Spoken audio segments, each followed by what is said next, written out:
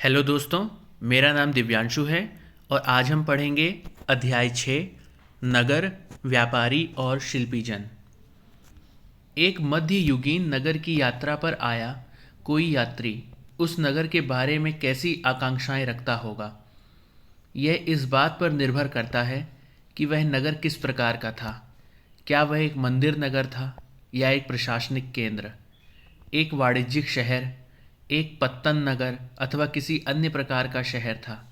वस्तुतः कई नगर तो एक साथ अनेक प्रकार के थे। वे प्रशासनिक नगर तथा मंदिर नगर होने के साथ साथ वाणिज्यिक कार्य कलापों और शिल्प उत्पादन के केंद्र भी थे। यहाँ पर हम मानचित्र 1 देख रहे हैं। मध्य और दक्षिण भारत में व्यापार और शिल्पकारी उत्पादन के कुछ प्रमुख केंद्र।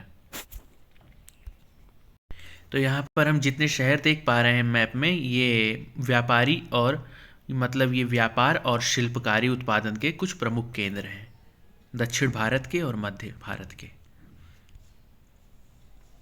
प्रशासनिक केंद्र। अध्याय 2 में आपने चोल वंश के बारे में पढ़ा। आइए हम अपनी कल्पना के घोड़े पर सवार होकर चोल राजाओं की राजधानी तंजावुर, जैसा कि वह 1000 वर्ष पहले था, की यात्रा पर चले। वर्ष में 12 महीने बहने वाली कावेरी नदी इस सुंदर नगर के पास बहती है। राजा राजराज चोल द्वारा निर्मित राजराजेश्वर मंदिर की घंटियां बजती हुई सुनाई देती हैं।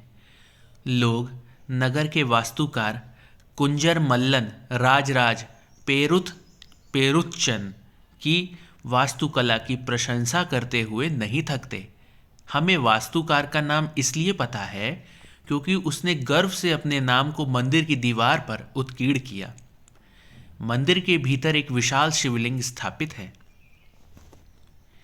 इस मंदिर के अलावा नगर में अनेक राजमहल हैं, जिनमें कई मंडप बने हुए हैं। राजा लोग इन मंडपों में अपना दरबार लगाते हैं। यहीं से वे अपने अधीनस्थों के लिए आदेश जारी करते हैं। नगर में सैन्य शिविर भी बने हैं। नगर उन बाजारों की हलचल से भरा हुआ है जहां अनाज, मसालों, कपड़ों और आभूषणों की बिक्री हो रही है। नगर के लिए जल की आपूर्ति कुओं और तालाबों से होती है। तंजावुर और उसके निकटवर्ती नगर उरैयूर के सालीय बुनकर मंदिर के उत्सव के लिए झंडे झंडियाँ बनाने का कपड़ा, राजा और अभिजात वर्ग के लिए बढ़िया सूती वस्त्र और जनसाधारण के लिए मोटा सूती वस्त्र तैयार कर रहे हैं। यहाँ से कुछ दूरी पर स्वामी मलाई में स्थापित अथवा मूर्तिकार उत्तम कांस्य मूर्तियां तथा लंबे सुंदर घंटा धातु के दीप बना रहे हैं। प्रश्न है, आपके मत में लोग तंजावुर को एक महान नगर क्यों मानते थे? तो दोस्तों, जब ये चैप्टर पूरा हो जाएगा तब हम इन सभी आंतरिक प्रश्नों को लेंगे।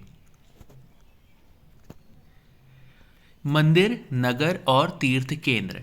तंजावुर एक मंदिर नगर का भी उदाहरण है। मंदिर नगर नगरीकरण का एक अत्यंत महत्वपूर्ण प्रतिरूप प्रस्तुत करते हैं। नगरीकरण नगरों के विकास की प्रक्रिया है। मंदिर अक्सर समाज और अर्थव्यवस्था दोनों के लिए ही अत्यंत महत्वपूर्ण होते थे। शासक विभिन्न देवी देवताओं के प्रति अपना भक्ति भाव दर्शाने के लिए मंदिर बनाते थे। वे मंदिरों को भूमि एवं धन अनुदान में देते थे, जिनकी आय से धार्मिक अनुष्ठान विधि विधान से संपन्न किए जाते थे। तीर्थयात्रियों तथा पुरोहित पंडितों को भोजन कराया जाता था और पर्वोत्सव मनाए जाते थे। मंदिर के दर्शनार्थी भी दान दक्षिणा दिया करते थे। कांसा, घंटा धातु और लुप्त मोम तकनीक क्या है, देखते हैं। कांसा एक मिश्र धातु होती है जो तांबे और रागे, रागा मतलब टिन, के मेल से बनती है। घंटा धातु में रागे का अनुपात अर्थात टिन का अनुपात किसी भी अन्य किस्म के कांसे से अधिक होता है। यह घंटे जैसी ध्वनि उत्पन्न करती है। चोल कालीन कांस्य मूर्तियां लुप्त मोम तकनीक से बनाई जाती थीं। इस प्रविधि के अंतर्गत सर्वप्रथम मोम की एक प्रतिमा बनाई जाती थी।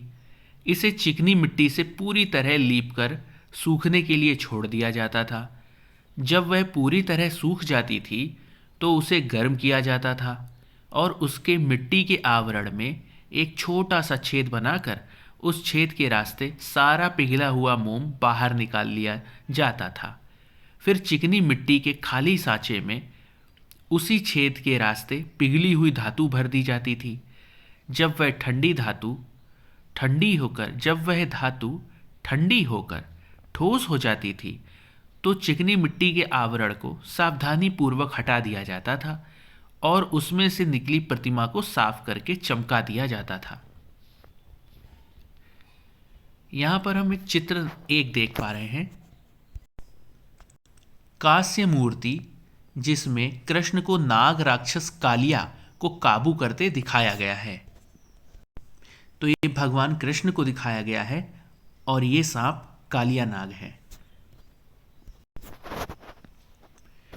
मंदिर के कर्ता धर्ता मंदिर के धन को व्यापार एवं साहूकारी में लगाते थे। शैने समय के साथ बड़ी संख्या में पुरोहित, पुजारी, कामगार, शिल्पी, व्यापारी आदि मंदिर तथा उसके दर्शनार्थियों एवं तीर्थयात्रियों की आवश्यकताओं को पूरा करने के लिए मंदिर के आसपास बसते गए। इस प्रकार मंदिर नगरों का विकास हुआ।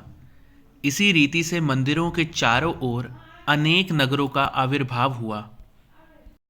जैसे मध्य प्रदेश में भिल्ल स्वामिन, भीलसा या विदिशा और गुजरात में सोमनाथ। कुछ अन्य महत्वपूर्ण मंदिर नगर हैं। तमिलनाडु में कांचीपुरम तथा मदुरै और आंध्र प्रदेश में तिरुपति हैं। तीर्थ स्थल भी धीरे धीरे नगरों के रूप में विकसित हो गए। वृंदावन, जो कि उत्तर प्रदेश में है, और तिरुवन्नमलाई, जो कि तमिलनाडु में है, ऐसे नगरों के दो उदाहरण हैं। अजमेर राजस्थान में है। 12वीं शताब्दी में चौहान राजाओं की राजधानी था और आगे चलकर मुगलों के शासन में वह सूबा मुख्यालय बन गया।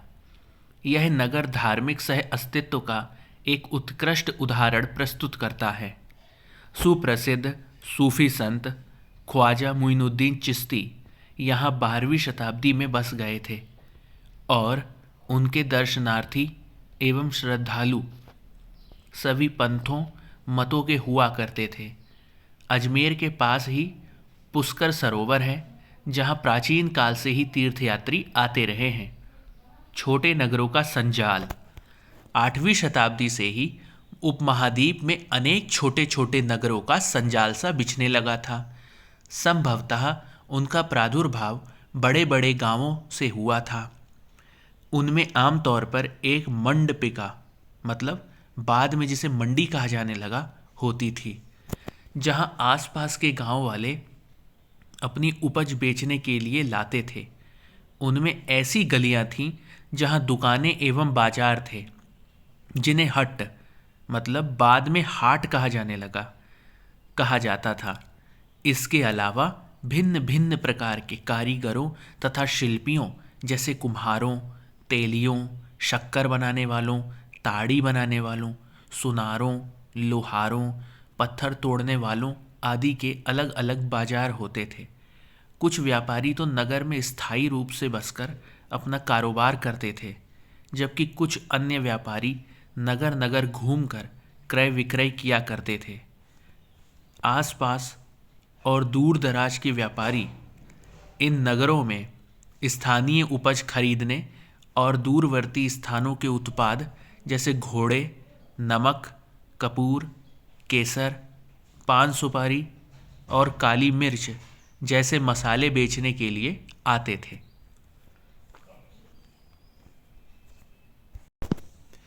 चित्र 2, नगर का एक बाजार। तो ये प्राचीन समय का ये एक बाजार दिखाया जा रहा है, जो नगर का एक बाजार है। आमतौर पर कोई सामंत यानी परवर्ती काल का जमींदार इन नगरों में या इनके आसपास किलेबंदी कर महल बना लेता था। ऐसे सामंत व्यापारियों, शिल्पकारों तथा उनके व्यापार की वस्तुओं पर कर लगाते थे और कभी कभी इन करों के संग्रहण का अधिकार उन स्थानीय मंदिरों को प्रदान कर देते थे जिनका निर्माण स्वयं उनके द्वारा या धनाढ्य व्यापारियों द्वारा कराया गया होता था। ऐसे अधिकारों का उल्लेख अभिलेखों में किया गया है जो आज भी पाए जाते हैं। यहाँ पर हम देख पा रहे हैं चित्र नंबर 3, लकड़ी पर नक्काशी करता हुआ एक कारीगर। बाजारों पर कर, यह राजस्थान से प्राप्त एक 10वीं शताब्दी के अभिलेख का सारांश है जिसमें वे शुल्क दिए गए हैं जो मंदिर प्राधिकारियों द्वारा वस्तुओं के रूप में वसूल किए जा सकते हैं। शक्कर और गुड़, रंग, धागा, रुई, नारियल, नमक, सुपारी, मक्खन, तिल के तेल पर और कपड़े पर कर लगाए जाते थे। इसके अलावा व्यापारियों पर, धातु की चीज़ें बेचने वालों पर, आसवकों, तेल, पशु चारे और अनाज के बोरों पर भी कर लगाए जाते थे। इनमें से कुछ कर तो वस्तु रूप में और कुछ अन्य नगद रूप में वसूले जाते थे। बड़े और छोटे व्यापारी, व्यापारी कई प्रकार के हुआ करते थे। उनमें बंजारे लोग भी शामिल थे। कई व्यापारी, विशेष रूप से घोड़ों के व्यापारी, अपने संघ बनाते थे जिनका एक मुखिया होता था और वह मुखिया उनकी ओर से घोड़े खरीदने के इच्छुक योद्धाओं से बातचीत करता था। चूंकि व्यापारियों को अनेक राज्यों तथा जंगलों से होकर गुजरना पड़ता था, इसलिए वे आमतौर पर काफिले बनाकर एक साथ यात्रा करते थे और अपने हितों की रक्षा के लिए व्यापार संघ, अर्थात जिसे हम गिल्ड भी कहते थे, बनाते थे। दक्षिण भारत में 8वीं शताब्दी और परवर्ती काल में अनेक ऐसे संघ थे। उनमें सबसे प्रसिद्ध मणिग्रामम और नानादेशी थे। ये व्यापार संघ प्रायद्वीप के भीतर और दक्षिण पूर्व एशिया तथा चीन के साथ भी दूर दूर तक व्यापार करते थे। इनके अलावा चेटियार और मारवाड़ी, ओसवाल जैसे समुदाय भी थे जो आगे चलकर देश के प्रधान व्यापारी समूह बन गए। गुजराती व्यापारियों में हिंदू बनिया और मुस्लिम बोहरा दोनों समुदाय शामिल थे। वे दूर दूर तक लाल सागर के बंदरगाहों व फारस की खाड़ी, पूर्वी अफ्रीका, दक्षिण पूर्व एशिया तथा चीन से व्यापार करते थे। वे इन पत्तनों में कपड़े और मसाले बेचते थे और बदले में अफ्रीका से सोना और हाथी दांत एवं दक्षिण पूर्व एशिया और चीन से मसाले, टिन, मिट्टी के नीले बर्तन और चांदी लाते थे। पश्चिमी तट के नगरों में अरबी, फारसी, चीनी, यहूदी और सीरियाई ईसाई बस गए थे। लाल सागर के बंदरगाहों में बेचे जाने वाले भारतीय मसाले और कपड़े इतालवी व्यापारियों द्वारा खरीदे जाते थे और वहां से वे उन्हें आगे यूरोपीय बाजारों में पहुंचाते थे। उनसे व्यापार में बहुत लाभ होता था। उष्णकटिबंधीय जलवायु में उगाए जाने वाले मसाले जैसे काली मिर्च, दालचीनी, जायफल, सौंठ आदि यूरोपीय व्यंजनों के महत्वपूर्ण अंग बन गए थे और भारतीय सूती कपड़ा बहुत लुभावना होता था। ये चीज़ें ही यूरोपीय व्यापारियों को भारत तक खींच लाईं। समय के साथ साथ व्यापार और नगरों का रूप किस प्रकार बदला, इसके बारे में हम शीघ्र आगे पढ़ेंगे। काबुल।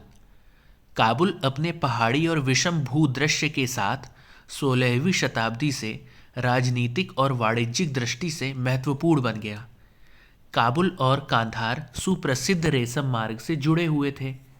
साथ ही घोड़े का व्यापार भी मुख्य रूप से इसी मार्ग से होता था। 17वीं शताब्दी में हीरों के एक सौदागर जॉन बैप्टिस्टे टैवर्नियर ने अनुमान लगाया था कि काबुल में घोड़ों का व्यापार प्रति वर्ष 30,000 रुपयों का होता था, जो उन दिनों में एक बड़ी भारी रकम समझी जाती थी। काबुल से मेवे, खजूर, गलीचे, रेशमी कपड़े और ताजे फल ऊँटों पर लादकर लाए जाते थे और उपमहाद्वीप तथा अन्य भागों में बेचे जाते थे। इनके अलावा गुलाम भी बिक्री के लिए लाए जाते थे। उस समय गुलामी की प्रथा आम थी। नगरों में शिल्प। बीदर के शिल्पकार तांबे तथा चांदी में जड़ाई के काम के लिए इतने अधिक प्रसिद्ध थे कि इस शिल्प का नाम ही बीदरी पड़ गया। पांचाल अर्थात विश्वकर्मा समुदाय, जिसमें सुनार, कसेरे, लोहार, राजमिस्त्री और बढ़ई शामिल थे, मंदिरों के निर्माण के लिए आवश्यक थे। इसके अलावा वे राजमहलों, बड़े बड़े भवनों, तालाबों और जलाशयों के निर्माण में भी अपनी महत्वपूर्ण भूमिका अदा करते थे। इसी प्रकार सालियार या कैकोलार जैसे बुनकर भी समृद्धशाली समुदाय बन गए थे और वे मंदिरों को भारी दान दक्षिणा दिया करते थे। वस्त्र निर्माण से संबंधित कुछ अन्य कार्य जैसे कपास को साफ करना, कातना और रंगना भी स्वतंत्र व्यवसाय बन गए थे, जिनके लिए विशेषज्ञता की आवश्यकता होती थी। चित्र 4 क्या है? पीतल के इस मोमबत्ती दान पर काला आवरण है। तो ये जो चित्र है ये एक मोमबत्ती दान है। इसमें मोमबत्ती रखते थे और ये पीतल का बना हुआ है और इसके ऊपर आवरण काला है। चित्र 5 क्या है? शॉल का बॉर्डर। ये एक शॉल है और इसमें ये बॉर्डर दिखाया गया है जो कि बहुत सुंदर बनाया गया है, चित्रकारी की गई है। शहरों के बदलते हुए भाग्य। कई शताब्दियों के लंबे समय में अहमदाबाद, जो कि गुजरात में है, जैसे कुछ नगर बड़े व्यापारिक केंद्रों के रूप में विकसित हो गए, लेकिन तंजावुर जैसे कुछ अन्य नगर पहले की अपेक्षा विस्तार तथा महत्व की दृष्टि से सिकुड़ गए। अब इसी काल में पश्चिम बंगाल में भागीरथी नदी के तट पर स्थित मुर्शिदाबाद रेशमी वस्त्रों के प्रमुख केंद्र के रूप में उभरा था। वह 1704 ईस्वी में बंगाल की राजधानी बन गया, लेकिन इसी शताब्दी के दौरान उसका सितारा डूब गया, क्योंकि वहाँ के बुनकर इंग्लैंड की मिलों से बनकर आए सस्ते कपड़े के साथ प्रतियोगिता में टिक न सके। हम्पी, मसूलीपट्टनम और सूरत नज़दीक से एक नज़र। हम्पी की वास्तुकला का सौंदर्य। हम्पी नगर कृष्णा और तुंगभद्रा नदियों की घाटी में स्थित है। यह नगर 1336 में स्थापित विजयनगर साम्राज्य का केंद्र स्थल था। हम्पी के शानदार खंडहरों से पता चलता है कि उस शहर की किलेबंदी उच्च कोटि की थी। किले की दीवारों के निर्माण में कहीं भी गारे चूने जैसे किसी भी जोड़ने वाले मसाले का प्रयोग नहीं किया गया था और शिलाखंडों को आपस में फंसाकर गूंथा गया था। चित्र 6 क्या है? हम्पी के अहाते की टूटी हुई दीवार से बुर्ज का एक दृश्य। तो ये एक हम्पी की टूटी हुई दीवार है और बुर्ज का एक दृश्य दिख रहा है। ये रहा वो बुर्ज। एक किलाबंद नगर। एक पुर्तगाली यात्री डोमिंगो पेज ने 16वीं शताब्दी में हम्पी नगर का वर्णन इस प्रकार किया। गोवा से आने वाले लोग जिस प्रवेश द्वार से गुजरते हैं, उस द्वार के भीतर राजा ने एक अत्यंत सुदृढ़ प्राचीरबद्ध नगर बसा रखा है, जो दीवारों और बुर्जों से सुरक्षित है। ये दीवारें अन्य नगरों की दीवारों जैसी नहीं हैं, बल्कि बहुत मजबूत राजगीरी का ऐसा नमूना है जो अन्य भागों में बहुत कम देखने को मिलेगा। उसके भीतर उसी रीति से बनाए गए भवनों की अत्यंत सुंदर कतारें हैं, जिनकी छतें सपाट चपटी हैं। हम्पी की वास्तुकला विशिष्ट प्रकार की थी। वहाँ के शाही भवनों में भव्य मेहराब और गुंबद थे। वहाँ स्तंभों वाले कई विशाल कक्ष थे, जिनमें मूर्तियों को रखने के लिए आले बने हुए थे। वहाँ सुनियोजित बाग बगीचे भी थे, जिनमें कमल और तोंडों की आकृति वाले मूर्तिकला के नमूने थे। 15वीं 16वीं शताब्दियों के अपने समृद्धि काल में हम्पी कई वाणिज्यिक और सांस्कृतिक गतिविधियों से गुंजायमान रहता था। उन दिनों हम्पी के बाजारों में मुस्लिम सौदागरों, चेट्टियों और पुर्तगालियों जैसे यूरोपीय व्यापारियों के एजेंटों का जमघट लगा रहता था। मंदिर सांस्कृतिक गतिविधियों के केंद्र होते थे और देवदासियां विरूपाक्ष अर्थात शिव जी का मंदिर के अनेक स्तंभ वाले विशाल कक्षों में देव प्रतिमा राजा तथा प्रजाजनों के समक्ष नृत्य किया करती थीं।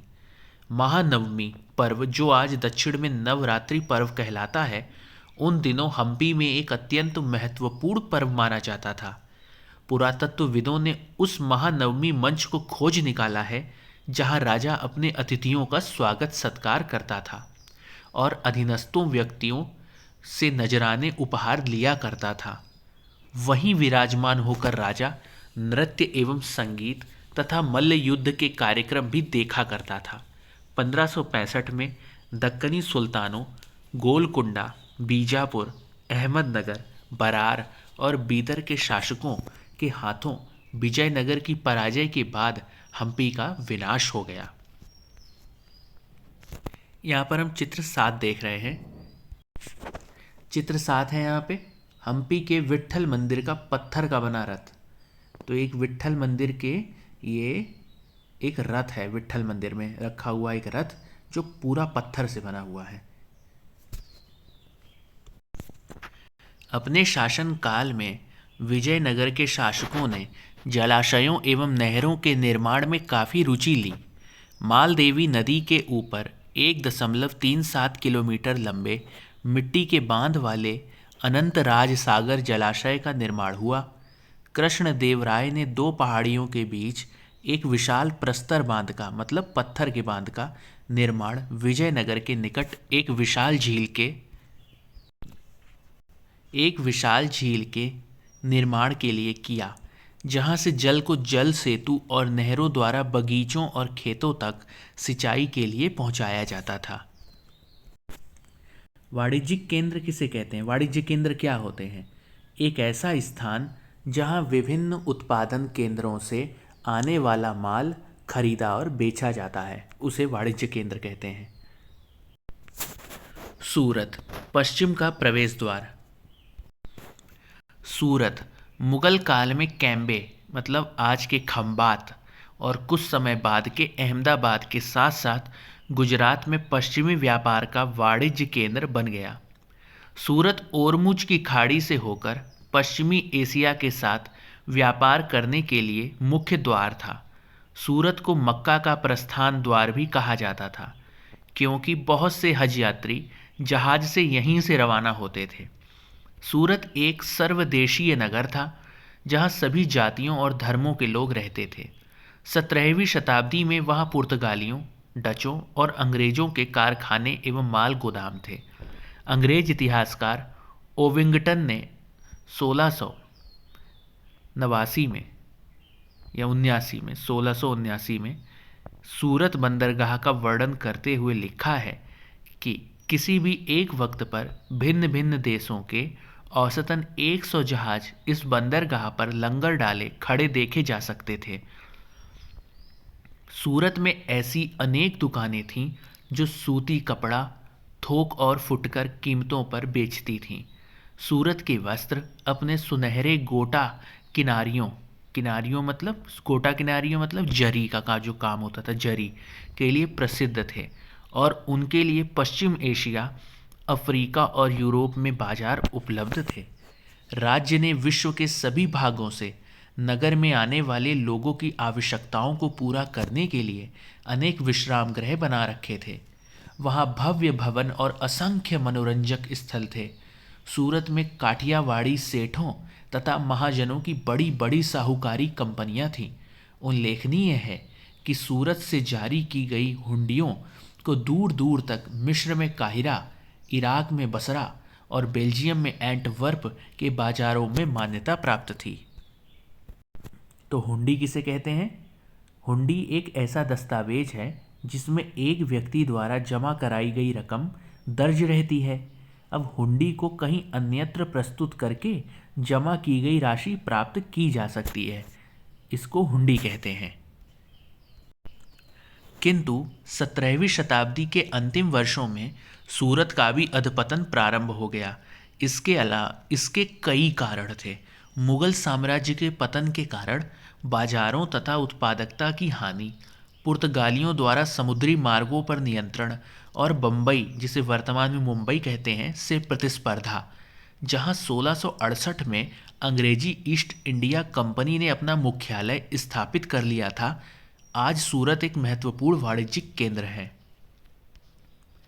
जोखिम भरा दौर, मसूलीपट्टनम के लिए चुनौती। मसूलीपट्टनम या मछलीपट्टनम नगर कृष्णा नदी के डेल्टा पर स्थित है। 17वीं शताब्दी में यह भिन्न भिन्न प्रकार की गतिविधियों का नगर था। हॉलैंड और इंग्लैंड दोनों देशों की ईस्ट इंडिया कंपनियों ने मसूलीपट्टनम पर नियंत्रण प्राप्त करने का प्रयत्न किया, क्योंकि तब तक वह आंध्र तट का सबसे महत्वपूर्ण पत्तन बन गया था। मसूलीपट्टनम का किला हॉलैंड वासियों ने बनाया था। मछुआरों का एक गरीब नगर। अंग्रेजी ईस्ट इंडिया कंपनी के एक गुमास्ते विलियम मैथवर्ल्ड ने 1620 ईस्वी में इन शब्दों में मसूलीपट्टनम का वर्णन किया था। यह गोलकुंडा का मुख्य पत्तन है, जहां परम पूज्य ईस्ट इंडिया कंपनी अपना एजेंट रखती है। यह एक छोटा नगर है, पर घना बसा हुआ, बिना किसी चार दीवारी के और ख़राब तरीके से बना हुआ। ना ही यह अच्छी जगह स्थित है। इसके सभी जल स्रोत खारे पानी के हैं। पहले यह एक गरीब मछुआरा नगर था। आगे चलकर यहाँ जहाज़ों के लिए लंगर डालने की सुविधा हो गई, जिससे व्यापारी लोग यहाँ रहने लगे। और चूंकि हमारे तथा हॉलैंड के निवासी यहाँ इस तट पर आते जाते रहते हैं, यह उनके लिए निवास की व्यवस्था करता है। गुमास्ता किसे कहते हैं? तो गुमास्ता उसको कहते हैं जो यूरोपीय ट्रेडिंग कंपनी की व्यापारिक गतिविधियों के प्रभारी अधिकारी होते हैं, उन्हें गुमास्ता कहते हैं। गोलकुंडा के कुतुबशाही शासकों ने कपड़ों, मसालों और अन्य चीज़ों की बिक्री पर शाही एकाधिकार लागू किया, जिससे कि वहाँ का व्यापार पूरी तरह ईस्ट इंडिया कंपनी के हाथों में ना चला जाए। विभिन्न व्यापारी समूहों, गोलकुंडा के कुलीन वर्गों, फारसी सौदागरों, तेलुगु कोमटी चेट्टियार और यूरोपीय व्यापारियों ने नगर को घनी आबादी वाला और समृद्धशाली बना दिया। जब मुगलों ने गोलकुंडा तक अपनी शक्ति बढ़ा ली, तो उनके प्रतिनिधि सूबेदार मीर जुमला ने, जो कि स्वयं एक सौदागर था, हॉलैंड वासियों और अंग्रेज़ों को आपस में भिड़ाना शुरू कर दिया। 1686 से 87 में मुगल बादशाह औरंगजेब ने गोलकुंडा को मुगल साम्राज्य में मिला लिया। अब यूरोपीय कंपनियों के सामने अन्य विकल्प ढूंढने की समस्या आ खड़ी हुई। कंपनी की नई नीति के अंतर्गत केवल इतना ही पर्याप्त नहीं था कि पत्तन भीतरी प्रदेश के उत्पादन केंद्रों के साथ संबंध बनाए रखे, बल्कि इस बात की भी आवश्यकता महसूस की गई कि कंपनी के नए केंद्र एक साथ राजनीतिक, प्रशासनिक तथा वाणिज्यिक भूमिकाएं भी अता करें। जब कंपनी के व्यापारी मुंबई, वर्तमान में मुंबई जो है, कलकत्ता, वर्तमान में जिसे कोलकाता कहते हैं, और मद्रास, जिसे वर्तमान में चेन्नई कहते हैं, चले गए। कौन चले गए? कंपनी के व्यापारी। तब मसूलीपट्टनम अपने व्यापार और समृद्धि दोनों ही खो बैठा और 18वीं शताब्दी के दौरान उसका अधपतन हो गया और आज वह एक छोटे से जीर्ण शीर्ण नगर से अधिक कुछ नहीं है। नए नगर और व्यापारी। 16वीं और 17वीं शताब्दियों में यूरोप के देश व्यापारिक उद्देश्यों से मसालों और कपड़ों की तलाश में लगे हुए थे, जो यूरोप और पश्चिमी एशिया दोनों जगह लोकप्रिय हो गए थे। अंग्रेज़ों, हॉलैंड वासियों और फ्रांसीसियों ने पूर्व में अपनी वाणिज्यिक गतिविधियों का विस्तार करने के लिए अपनी अपनी ईस्ट इंडिया कंपनी बनाई। प्रारंभ में तो मुल्ला अब्दुल गफूर और वीरजी वोरा जैसे कुछ बड़े भारतीय व्यापारियों ने, जिनके पास बड़ी संख्या में जहाज थे, उनका मुकाबला किया, किंतु यूरोपीय कंपनियों ने समुद्री व्यापार पर अपना नियंत्रण स्थापित करने के लिए अपनी नौशक्ति का प्रयोग किया और भारतीय व्यापारियों को अपने एजेंट के रूप में कार्य करने के लिए मजबूर कर दिया। अंततः अंग्रेज उपमहाद्वीप में सर्वाधिक सफल वाणिज्यिक एवं राजनीतिक शक्ति के रूप में उभरकर स्थापित हो गए। वस्त्रों जैसी वस्तुओं की मांग में तेजी आ जाने से अधिकाधिक लोगों ने कताई, बुनाई, धुलाई, रंगाई आदि का धंधा अपना लिया। इससे इन शिल्पों का बहुत विस्तार हुआ। भारतीय वस्त्रों के रूप, रंग और डिजाइन अधिकाधिक परिष्कृत होते गए। किंतु इस काल में शिल्पकारों की स्वतंत्रता घटने लगी। शिल्पी जन पेशगी की प्रणाली पर काम करने लगे, जिसका अर्थ यह था कि उन्होंने जिन यूरोपीय एजेंटों से पहले ही पेशगी ले ली थी, उन्हीं के लिए उन्हें कपड़ा बुनना होता था। अब बुनकरों को अपना कपड़ा या बुनाई के नमूने बेचने की स्वतंत्रता नहीं थी। उन्हें तो कंपनी के एजेंटों द्वारा निर्धारित डिजाइन के कपड़े उन्हीं की मांग के अनुसार बनाने पड़ते थे। 18वीं शताब्दी में बम्बई, कलकत्ता और मद्रास नगरों का उदय हुआ, जो आज प्रमुख महानगर हैं।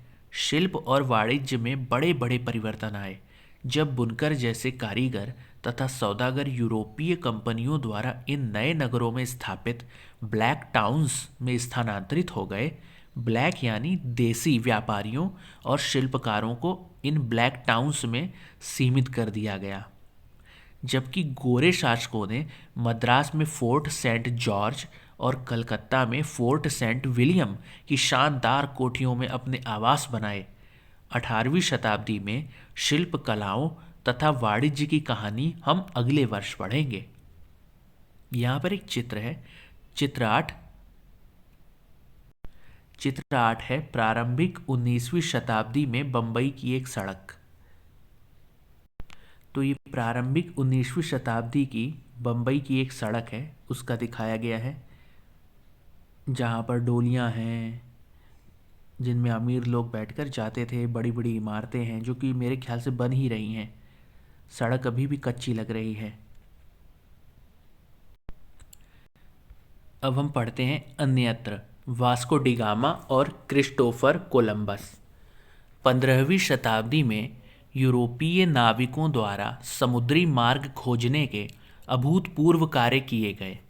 उनमें से अनेक नाविक भारतीय उपमहाद्वीप तक पहुंचने का मार्ग खोजने और मसाले प्राप्त करने की इच्छा से प्रेरित थे। पुर्तगाली नाविक वास्को डी गामा अटलांटिस महासागर के साथ साथ यात्रा करते हुए केप ऑफ गुड होप से निकलकर और हिंद महासागर को पार करके भारत पहुंचा। उसे अपनी पहली यात्रा को पूरा करने में 1 वर्ष से भी अधिक समय लगा। वह 1498 में कालीकट पहुंचा और अगले वर्ष पुर्तगाल की राजधानी लिस्बन लौट गया। इस समुद्री यात्रा के दौरान उसके 4 में से 2 जहाज नष्ट हो गए और 170 यात्रियों में से केवल 54 ही जीवित बचे। इन प्रत्यक्ष खतरों के बावजूद जो मार्ग खोले या खोजे गए वे अत्यंत लाभकारी सिद्ध हुए और उसके बाद तो अंग्रेज, हॉलैंडवासी और फ्रांसीसी नाविकों ने भी उसका अनुकरण करना प्रारंभ कर दिया। भारत पहुंचने के लिए समुद्री मार्गों की खोज का एक अन्य सुपरिणाम निकला जिसकी किसी को आशा नहीं थी। एक इटली वासी क्रिस्टोफर कोलंबस ने भारत पहुंचने का मार्ग खोजने के लिए अटलांटिस महासागर को पार करके पश्चिम की ओर यात्रा करने का निश्चय किया। उसका सोचना था कि चूंकि पृथ्वी गोल है इसलिए वह पश्चिम की ओर से भी भारत पहुंच सकता है। वह 1492 में वेस्ट इंडीज़ के तट पर पहुंचा। वेस्ट इंडीज़ का नाम इसी भ्रांति के कारण पड़ा। उसके पीछे स्पेन और पुर्तगाल के नाविक और विजेता भी वहां आते रहे और उन्होंने मध्य और दक्षिणी अमेरिका के बड़े बड़े भागों को अपने कब्जे में कर लिया और अक्सर उन प्रदेशों की पहले वाली बस्तियों को नष्ट कर दिया। अब हम कुछ बीज शब्द देख लेते हैं। मंदिर नगर, नगरीकरण, विश्वकर्मा, वाणिज्य केंद्र और ब्लैक टाउन। तो दोस्तों यहाँ पर हमारा जो चैप्टर है वो पूरा हो चुका है और अब हम इसके आंतरिक प्रश्नों को लेंगे। तो यहाँ पर है आंतरिक प्रश्न। प्रश्न नंबर 1, प्रश्न नंबर 1 है, आपके मत से लोग तंजावुर को एक महान नगर क्यों मानते थे? तो उत्तर है, तंजावुर चोल राजाओं की राजधानी थी। वर्ष में 12 महीने बहने वाली कावेरी नदी इस सुंदर नगर के पास बहती है। इस नगर में सुंदर और भव्य कई ऐतिहासिक इमारतों का निर्माण हो चुका है। इस नगर में मंदिर के अलावा अनेक राजमहल हैं, जिनमें कई मंडप बने हुए हैं। राजा लोग इन मंडपों में अपना दरबार लगाते थे। नगरें उन बाजारों की हलचल से भरा हुआ था। तंजावुर एक मंदिर नगर का भी उदाहरण है। मंदिर नगर नगरीकरण का एक अत्यंत महत्वपूर्ण प्रतिरूप प्रस्तुत करते हैं। प्रश्न नंबर 2, आपके विचार से इस प्रविधि के प्रयोग अर्थात लुप्त मोम तकनीक के क्या क्या लाभ थे? तो उत्तर है, लुप्त मोम तकनीक के अंतर्गत सर्वप्रथम मोम की एक प्रतिमा बनाई जाती थी। इसे चिकनी मिट्टी से पूरी तरह लीप कर सूखने के लिए छोड़ दिया जाता था। जब वह पूरी तरह सूख जाती थी तो उसे गर्म किया जाता था और उसके मिट्टी के आवरण में एक छोटा सा छेद बनाकर उसे छेद के रास्ते से सारा पिघला हुआ मोम बाहर निकाल लिया जाता था। फिर चिकनी मिट्टी के खाली सांचे में उसी छेद के रास्ते पिघली हुई धातु भर दी जाती थी। जब वह धातु ठंडी होकर ठोस हो जाती थी तो चिकनी मिट्टी के आवरण को सावधानी पूर्वक हटा दिया जाता था। इस विधि से किसी भी प्रतिमा को सस्ता और सुंदर बनाया जाता था तथा इस प्रतिमा में काफ़ी चमक भी होती थी। प्रतिमा मिट्टी और मोम से बने होने के बावजूद भी काफ़ी मजबूत होती थी। प्रश्न 3, आज बाजार पर लगने वाले करों के बारे में कुछ और जानकारी प्राप्त करें। इन्हें कौन इकट्ठा करता है, वे किस प्रकार वसूल किए जाते हैं और उनका प्रयोग किस काम के लिए होता है? तो उत्तर है, बाजार में लगने वाले कर बिक्री हैं। इन्हें सरकार के आयकर विभाग के अधिकारी और कर्मचारी वसूल करते हैं। ये कर विक्रेताओं से वसूल किए जाते हैं। इन करों का प्रयोग प्रशासनिक कार्यों, विकास कार्यों और लोक कल्याणकारी कार्य के लिए किया जाता है। प्रश्न नंबर 4, आपके विचार से हम्पी नगर किलेबंद क्यों था? तो उत्तर है, हम्पी नगर विजयनगर साम्राज्य की राजधानी थी और विजयनगर साम्राज्य की राजधानी होने के कारण सुरक्षा की दृष्टि से इस नगर को किलेबंद किया गया था, जिससे यह नगर बाहरी आक्रमण से सुरक्षित रह सके। प्रश्न नंबर 5 क्या है?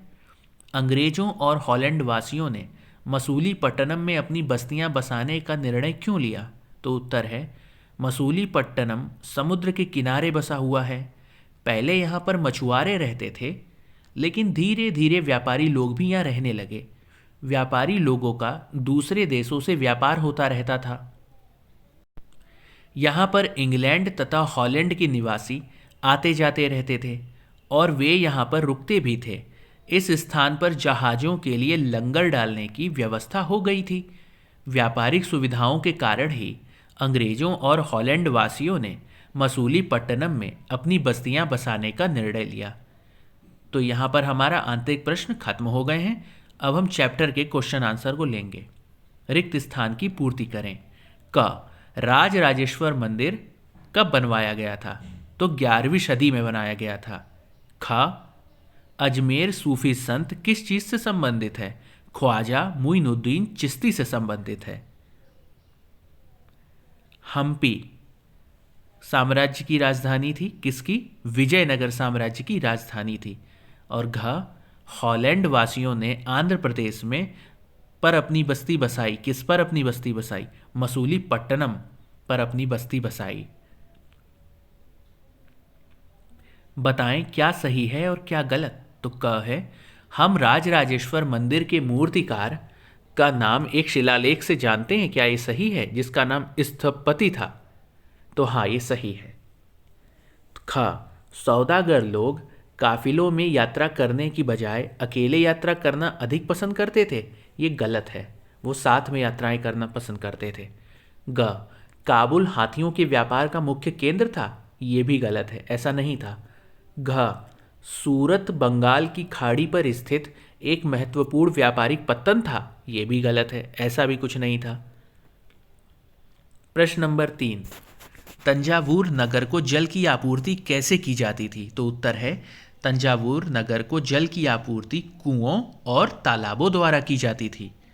प्रश्न नंबर 4, मद्रास जैसे बड़े नगरों में स्थित ब्लैक टाउन्स में कौन रहता था? तो उत्तर है ब्लैक टाउन्स में भारतीय व्यापारी, शिल्पकार, औद्योगिक मजदूर एवं अन्य क्षेत्रों में काम करने वाले मजदूर तथा कर्मचारी रहा करते थे।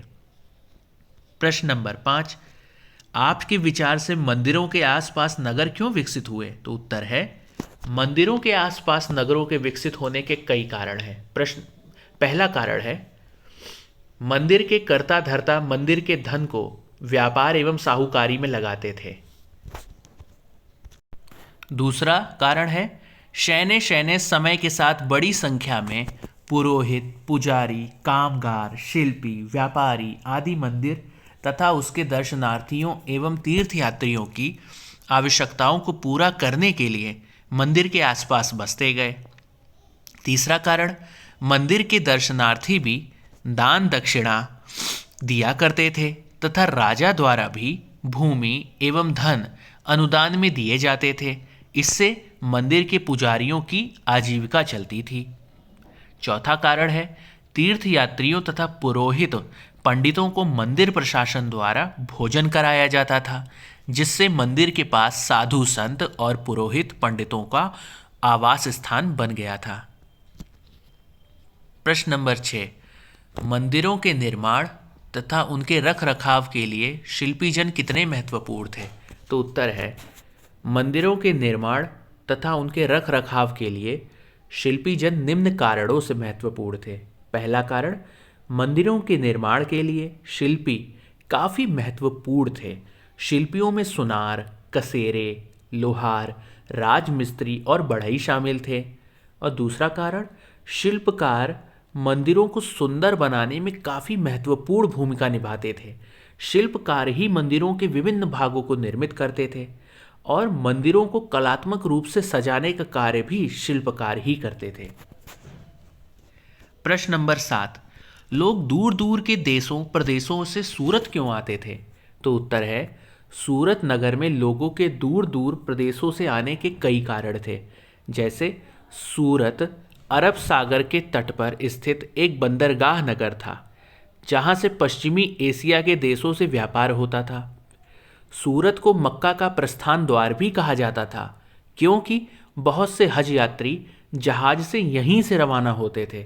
और तीसरा कारण सूरत शिल्प उद्योग का प्रमुख केंद्र था, जिससे काफ़ी संख्या में लोगों को रोजगार मिला हुआ था। और सूरत एक व्यापारिक नगर भी था, जहां पर कई वस्तुओं के थोक और फुटकर बाजार थे। प्रश्न नंबर 8, कलकत्ता जैसे नगरों में शिल्प उत्पादन तंजावुर जैसे नगरों के शिल्प उत्पादन से किस प्रकार अलग था या भिन्न था? तो उत्तर है तंजावुर कलकत्ता से पहले का विकसित नगर है, इसलिए तंजावुर में शिल्प का उत्पादन कलकत्ता से पहले शुरू हो गया था। दोनों नगरों के शिल्प उत्पादन में काफ़ी भिन्नता थी। कलकत्ता में मुख्यतः शिल्प उत्पादन सूती, रेशमी व जूट उत्पादन तक सीमित था। वहीं दूसरा है तंजावुर में सूती वस्त्रों के अतिरिक्त कांस्य मूर्तियों, धातु के दीपदान, मंदिरों के घंटे, आभूषणों आदि का निर्माण बड़े पैमाने पर होता था, क्योंकि तंजावुर एक मंदिर नगर था। प्रश्न नंबर 9, इस अध्याय में वर्णित किसी एक नगर की तुलना आप अपने परिचित किसी कस्बे या गांव से करें। क्या दोनों के बीच कोई समानता या अंतर है? तो उत्तर है सूरत मतलब जो नगर और टेकारी जो कि एक कस्बा है की तुलना हम कर रहे हैं। अब सूरत का देखते हैं। सूरत एक व्यापारिक नगर है। यहाँ पर लोगों को आवश्यकता की अधिकांश वस्तुएं प्राप्त हो जाती हैं। सूरत एक महानगर है जिसकी आबादी 28 लाख से अधिक है। सूरत एक औद्योगिक, प्रशासनिक, व्यापारिक नगर के रूप में विकसित हो चुका है। वहीं टेकारी जो कि गया बिहार में है, जो कि एक कस्बा है, इसमें क्या है तुलना करते हैं। टेकारी एक छोटा सा कस्बा है जो ग्रामीण क्षेत्रों की आवश्यकता की पूर्ति करता है। टेकारी की आबादी 20,000 से भी कम है और टेकारी ग्रामीण क्षेत्र का एक प्रखंड है। तो ये था इनका अंतर। प्रश्न नंबर 10, सौदागरों को किन किन समस्याओं का सामना करना पड़ता था? आपके विचार से क्या वैसी कुछ समस्याएं आज भी बनी हुई हैं? तो उत्तर है, सौदागरों को निम्नलिखित समस्याओं का सामना करना पड़ता था। पहली समस्या, व्यापारियों को अनेक राज्यों तथा जंगलों में से होकर गुजरना पड़ता था, इसलिए वे आमतौर पर काफिले बनाकर एक साथ यात्रा करते थे। सौदागर अपने हितों की रक्षा के लिए व्यापार संघ, जिसे गिल्ड कहते थे, बनाते थे। उन्हें विभिन्न प्रकार के कर चुकाने पड़ते थे व्यापारियों को, सौदागरों को। प्राचीन व मध्यकाल में यातायात के रूप में बैलगाड़ी, घोड़ा गाड़ी, नावें आदि प्रमुख थे, अर्थात यातायात के साधन भी पर्याप्त मात्रा में नहीं थे। वर्तमान समय में भी सौदागरों को व्यापार संघ बनाने पड़ते हैं, उन्हें विभिन्न कर चुकाने पड़ते हैं तथा व्यापार के लिए दूर दूर तक यात्राएं करनी पड़ती हैं। प्रश्न नंबर 11, तंजावुर या हम्पी के वास्तुशिल्प के बारे में कुछ और जानकारी प्राप्त करें और इन नगरों के मंदिरों तथा अन्य भवनों के चित्रों की सहायता से स्क्रैप बुक तैयार करें। ये तो छात्र स्वयं ही कर सकते हैं, स्क्रैप बुक तो उन्हीं को बनानी होगी। प्रश्न नंबर 12, किसी वर्तमान तीर्थ स्थान का पता लगाएं। बताएं कि लोग वहाँ क्यों जाते हैं, वहाँ क्या करते हैं, क्या उस केंद्र के आसपास दुकानें हैं और वहाँ क्या खरीदा और बेचा जाता है। इसे भी छात्र स्वयं कर सकते हैं। आपके आसपास जो तीर्थ स्थान हो वहाँ पर आप इस चीज़ को नोट कर सकते हैं। तो दोस्तों, यहाँ पर हमारे चैप्टर के आंतरिक और उसके बाद में आने वाले क्वेश्चन आंसर हम कर चुके हैं। अब आगे बढ़ते हैं। दोस्तों, अब हम चैप्टर को और अच्छी तरीके से जानने के लिए कुछ महत्वपूर्ण बिंदुओं पर चर्चा करेंगे, जैसे प्रशासनिक केंद्र क्या होते थे। चोल राज्य की राजधानी तंजावुर, जो कावेरी नदी के पास बसा था, राजा राजराज चोल द्वारा निर्मित राजराजेश्वर मंदिर के निर्माण किया था। इस मंदिर के अलावा नगर में अनेक राजमहल हैं, जिसमें कई मंडप बने हुए हैं। राजा लोग इन मंडपों में अपना दरबार लगाते हैं। नगर उन बाजारों में हलचल से भरा हुआ है जहां अनाज, मसालों, कपड़ों और आभूषणों की बिक्री हो रही है। उरैयूर में अभिजात वर्ग सूती वस्त्र और जनसाधारण के लिए मोटा सूती वस्त्र तैयार कर रहे हैं। मंदिर नगर और तीर्थ केंद्र। तंजावुर मंदिर नगर नगरीकरण का एक अत्यंत महत्वपूर्ण प्रतिरूप प्रस्तुत करते हैं। मंदिर अक्सर समाज और अर्थव्यवस्था दोनों के लिए ही अत्यंत महत्वपूर्ण हैं। शासक विभिन्न देवी देवताओं के प्रति अपना भक्ति भाव दर्शाने के लिए मंदिर बनाते थे। मंदिर के कर्ता धर्ता मंदिर के धन को व्यापार एवं सहकारी में लगाते थे। धीरे धीरे समय के साथ बड़ी संख्या में पुरोहित, पुजारी, कामगार, शिल्पी, व्यापारी आदि मंदिर तथा उसके दर्शनार्थियों एवं तीर्थयात्रियों की आवश्यकताओं को पूरा करने के लिए मंदिर के आसपास बसते गए।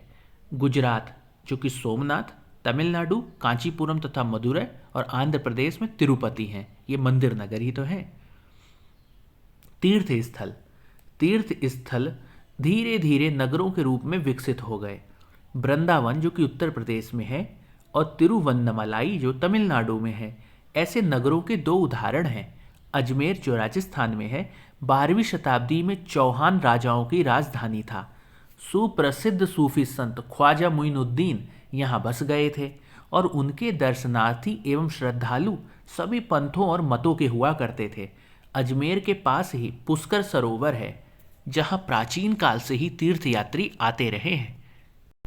छोटे नगरों की संजाल।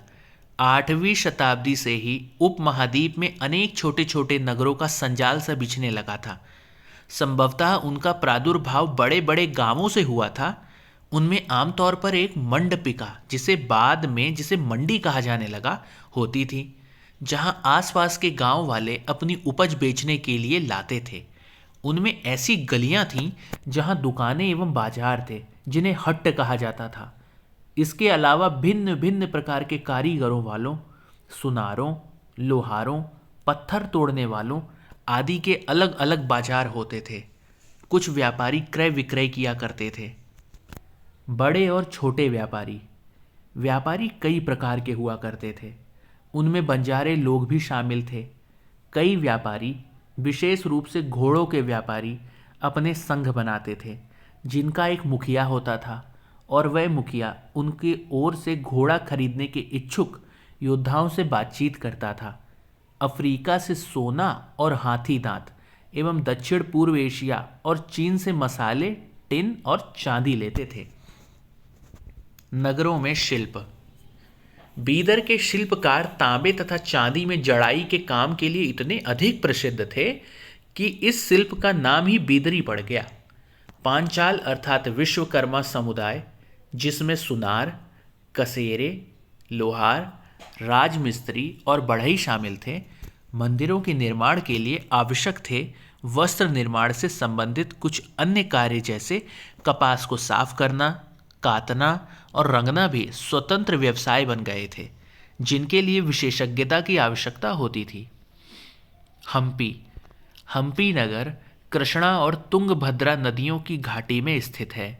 यह नगर 1336 में स्थापित विजयनगर साम्राज्य का केंद्र स्थल था। शहर की किलेबंदी उच्च कोटि की थी। हम्पी की वास्तुकला विशिष्ट प्रकार की थी। वहाँ के शाही भवनों में भव्य मेहराब और गुंबद थे। 15वीं-16वीं शताब्दियों के अपने समृद्धि काल में हम्पी कई वाणिज्यिक और सांस्कृतिक गतिविधियों से गुंजायमान रहता था। उन दिनों हम्पी के बाजारों में मुस्लिम सौदागरों, चेट्टियों और पुर्तगालियों जैसे यूरोपीय व्यापारियों के एजेंटों का जमघट लगा रहता था। मंदिर सांस्कृतिक गतिविधियों के केंद्र होते थे। महानवमी पर्व, जो आज दक्षिण में नवरात्रि पर्व कहलाता है, 1565 में दक्कनी सुल्तानों गोलकुंडा, बीजापुर, अहमदनगर, बरार और बीदर के शासकों के हाथों विजयनगर की पराजय के बाद हम्पी का विनाश हो गया। सूरत मुगल काल में कैबे और अहमदनगर के बाद अहमदाबाद के साथ साथ गुजरात में पश्चिमी व्यापार का वाणिज्यिक केंद्र बन गया। सूरत क्या बन गया? गुजरात में पश्चिमी व्यापार का वाणिज्यिक केंद्र बन गया और सूरत ओरमुझ की खाड़ी से होकर पश्चिमी एशिया के साथ व्यापार करने के लिए मुख्य द्वार था। यहाँ पर पुर्तगालियों, डचों और अंग्रेजों के कारखाने एवं माल गोदाम थे। सूरत में ऐसी अनेक दुकानें थीं जो सूती कपड़ा, थोक और फुटकर कीमतों पर बेचती थीं। आज सूरत एक महत्वपूर्ण वाणिज्यिक केंद्र है। मसूलीपत्तनम या मछलीपत्तनम नगर कृष्णा नदी के डेल्टा पर स्थित है। 17वीं शताब्दी में भिन्न भिन्न प्रकार की गतिविधियों का नगर था। नए नगर और व्यापारी। 16वीं और 17वीं शताब्दियों में यूरोप के देश व्यापारिक उद्देश्यों से मसालों और कपड़ों की तलाश में लगे हुए थे। 18वीं शताब्दी में बम्बई, कलकत्ता और मद्रास नगरों का उदय हुआ, जो आज प्रमुख महानगर हैं। वास्को डी गामा 15वीं शताब्दी में यूरोपीय नाविकों द्वारा समुद्री मार्ग खोजने के अभूतपूर्व कार्य किए गए। पुर्तगाली नाविक वास्को डी गामा अटलांटिस महासागर के साथ यात्रा करते हुए केप ऑफ गुड होप से निकलकर और हिंद महासागर को पार करके 1498 कालीकट में भारत पहुंचा। क्रिस्टोफर कोलंबस कौन था? ये इटली वासी क्रिस्टोफर कोलंबस 1492 में वेस्ट इंडीज़ पहुंचा। तो दोस्तों, यहाँ पर हमारा पूरा चैप्टर समाप्त हो चुका है और मुझे आशा है कि आप मेरे साथ जो आपने अपना बेशकीमती समय गुजारा, इसमें आपको बहुत फ़ायदा हुआ होगा। आपने बहुत ही अच्छा महसूस किया होगा। आप सबसे प्रार्थना है कि आप सब हमारे चैनल को लाइक करें, सब्सक्राइब करें और कोई सुझाव हो तो कमेंट करें और अपने मित्रों के साथ इस वीडियो को शेयर करें। आप सबका हमसे जुड़ने के लिए बहुत बहुत धन्यवाद।